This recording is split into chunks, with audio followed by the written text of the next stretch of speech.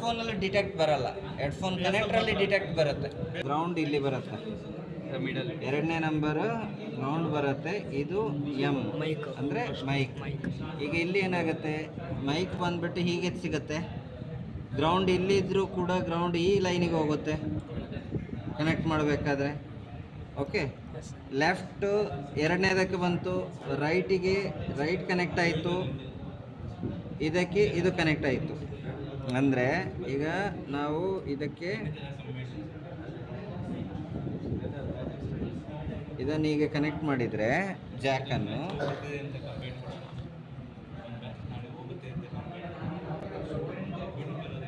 ಈಗ ಇದು ಕನೆಕ್ಟ್ ಆಯಿತು. ಈ ಥರ ಕನೆಕ್ಟ್ ಮಾಡಿದರೆ ಇದು ಒಂದು ಸರ್ಕಲ್ಲು, ಇದು ಒಂದು ಸರ್ಕಲ್ಲು, ಇದು ಒಂದು ಸರ್ಕಲ್. ಈಗ ಸರಿ ಆಯ್ತಲ್ಲ. ಕರೆಕ್ಟ್ ಆಗಿದೆ.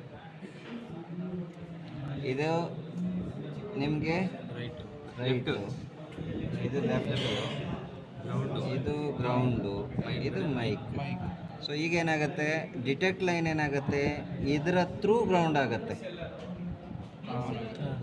ಯಾಕಂದರೆ ಈ ಗ್ರೌಂಡ್ ಬಂದುಬಿಟ್ಟು ಇದೇ ಕನೆಕ್ಟ್ ಆಗುತ್ತೆ ಮೈಕ್. ಅಂದರೆ ಸ್ಪೀಕರ್ ನಿಮಗೆ ಬೋತ್ ಸೈಡ್ ಬಜರ್ ಅಲ್ವಾ. ಸೊ ಇದು ಕನೆಕ್ಟ್ ಆದ ತಕ್ಷಣ ಇದು ಕನೆಕ್ಟ್ ಆಗಲೇಬೇಕಲ್ವಾ. ಇದು ಕನೆಕ್ಟ್ ಆದ ತಕ್ಷಣ ಗ್ರೌಂಡ್ ಏನಾಯಿತು, ಆಟೋಮೆಟಿಕ್ಕಾಗಿ ಇದಕ್ಕೆ ಕನೆಕ್ಟ್ ಆಯಿತು ಅಂದರೆ ಇದು ಬಜರ್ ಬಂದೇ ಬರ್ತದಲ್ಲ. ಸೊ ಗ್ರೌಂಡ್ ಆದಾಗ ಡಿಟೆಕ್ಟ್ ಆಗುತ್ತೆ. ಸೊ ಇದು ಡೈರೆಕ್ಟಾಗಿ ಗ್ರೌಂಡ್ ಆಯಿತು ಅಂತ ಹೇಳಿದ್ರೆ ಆವಾಗ ಹೆಡ್ಫೋನ್ ಸಿಂಬಲ್ ಬರುತ್ತೆ. ಅರ್ಥ ಆಯ್ತಾ. ಒಳಗಡೆ ಫಂಗಸ್ ಬಂದು ಇದೆರಡು ಲೈನ್ ಇದಾಯಿತು ಅಂದರೆ ಆಟೋಮೆಟಿಕ್ಕಾಗಿ ನಿಮಗಿದು ಏನಾಗುತ್ತೆ, ಸಿಂಬಲ್ ತೋರಿಸಿ. ನೀರು ಬಿದ್ದೆ ಎಲ್ಲ ಜಾಸ್ತಿ ಮಾಡೋದು ಸರಿ. ಸರಿ, ಇದು 6 ಲೆಗ್ಗಲ್ಲೂ ಹಾಗೇ ಒಂದು ಯಾವುದಾದ್ರೂ ಏನಾಗಿರುತ್ತೆ, ಡಮ್ಮಿ ಆಗಿರುತ್ತೆ. ಕನೆಕ್ಟ್ ಆಗೋದು ಇಷ್ಟೇ, 6 ಲೆಗ್ ಇರಲಿ 5 ಲೆಗ್ ಇರಲಿ, ಮಿನಿಮಮ್ ಕನೆಕ್ಟ್ ಆಗಬೇಕು 5 ಲೆಗ್.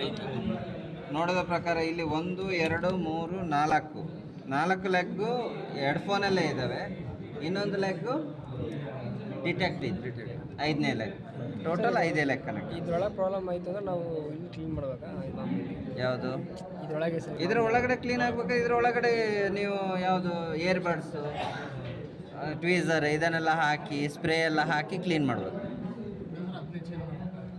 ಇಲ್ಲ ಅಂದರೆ ಇದು ಆಗೋದಿಲ್ಲ, ಕ್ಲೀನಲ್ಲಿ ಆಗಲಿಲ್ಲ, ಇದನ್ನು ಚೇಂಜ್ ಮಾಡಿ ಹೊಸ್ತು ಹಾಕಿದರೆ ಅದು ಡಸ್ಟ್ ಎಲ್ಲ ಹೋಗಿರ್ತದಲ್ಲ, ನೀಟಾಗಿ ಇರುವ ಕನೆಕ್ಟ್ರೇ ಸಿಗ್ತದೆ. ಆ ಥರ ಮಾಡ್ಕೋಬೇಕು.